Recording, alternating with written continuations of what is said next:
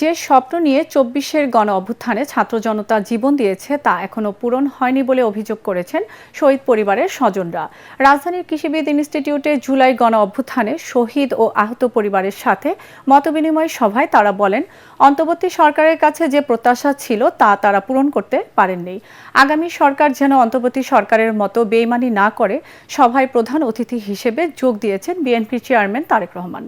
স্বজনহারাদের দাবি, যাদের রক্তের বিনিময়ে দেশ ও ফ্যাসিবাদ মুক্ত হয়েছে সে রক্তের ঋণ শোধ করতে হবে।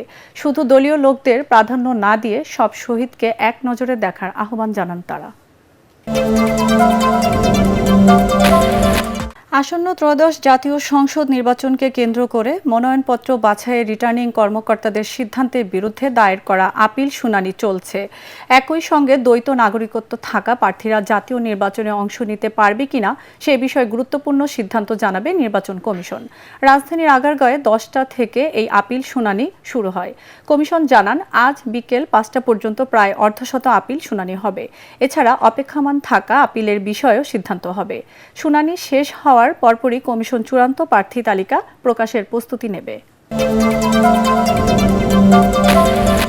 জুলাই আন্দোলনের সময় রাজধানীর মোহাম্মদপুরের ঘটনায় ঢাকা দক্ষিণ সিটি কর্পোরেশনের সাবেক মেয়র ব্যারিস্টার শেখ ফজলে নূর তাপস, আওয়ামী লীগের প্রেসিডিয়াম সদস্য জাহাঙ্গীর কবির নানক সহ 28 জনের বিরুদ্ধে আন্তর্জাতিক অপরাধ ট্রাইব্যুনালে আনুষ্ঠানিক অভিযোগ দাখিল করা হয়েছে।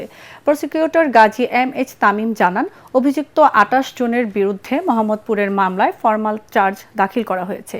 আজ এই আবেদনের উপর শুনানি হবে।